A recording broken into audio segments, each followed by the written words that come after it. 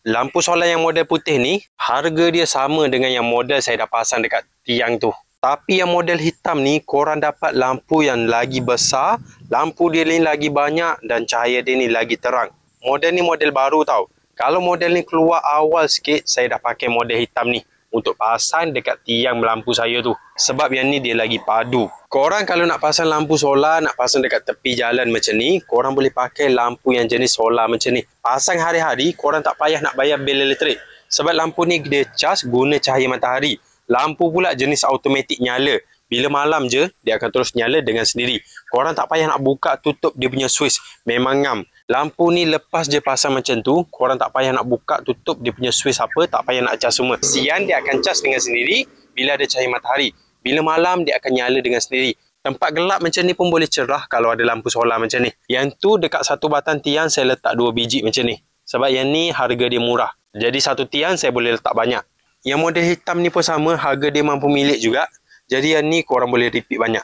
Yang model hitam ni saya dah repeat untuk kali kedua. Sebelum ni saya pasang dekat tepi rumah macam ni.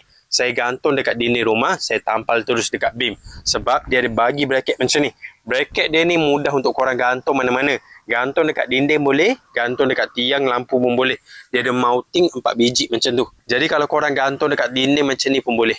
Waktu malam, lampu saya ni boleh cerahkan bahagian tepi sini. Yang paling best, hari-hari saya pasang pun tak ada hal sebab saya tak kena bayar bil elektrik. Dan tak perlu nak buka tutup dia punya switch. Kalau yang jenis kerap kena tinggal rumah, korang pakai je lampu solar macam ni. Tak payah nak buka tutup dia punya switch. Jadi waktu malam, lampu ni dia akan automatik nyala. Walaupun korang tak ada dekat rumah, tapi rumah korang akan terang macam ada orang dekat rumah. Nak tinggal rumah lama pun tak risau sangat kalau cerah macam ni. Kalau korang pasang dekat jalan utama macam ni, waktu malam kalau korang balik gelap, lampu korang ni akan nyala macam ni, baru mudah untuk korang balik masuk ke dalam rumah. Dan kalau hari-hari cerah macam ni, nak tinggal rumah pun korang tak takut sebab cerah macam ni, macam ada orang. Yang model putih ni kalau korang tengok, lampu LED dia ni banyak tau. Belah kanan ada, belah kiri ada, tengah ada, atas pun ada. Dan lampu dia ni jenis pakai reflektor macam ni. LED pula banyak dekat setiap section dia ni. Jadi cahaya dia ni waktu malam memang cerah. Cerah macam ni pula dia boleh maintain dari maghrib sampai subuh dengan selamba. Memang padu. Sebab model ni walaupun harga dia mampu milik, tapi bateri dekat dalam besar tau. Jadi dia mampu untuk simpan tenaga yang banyak untuk bagi lampu ni nyala terang sepanjang malam. Kalau korang tengok panel solar dekat bahagian belakang pula besar penuh bodi lampu. Panel besar macam ni baru dia boleh cas lampu ni dengan cepat. Walaupun waktu mendung, dia tetap dapat hasilkan tenaga untuk simpan dekat bateri bahagian dalam tu. Jadi waktu malam dia akan terus nyala dengan terang. Panel besar dekat belakang, bateri besar dekat dalam. Jadi dia mampu cas dengan cepat dan simpan tenaga yang banyak untuk bagi lampu ni nyala. Yang model ni ada sensor juga tau. Sensor dekat bahagian sini. Kalau korang pakai sensor, lampu ni dia akan nyala dalam mood standby sepanjang malam. Dia nyala malap saja.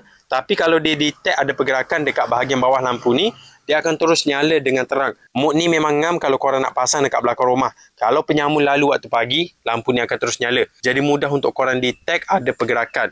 Dia boleh detect apa-apa je benda yang bergerak. Jadi kalau korang nak cari lampu solar yang harga bajet, korang nak pasang banyak-banyak, korang boleh pakai yang model hitam ni.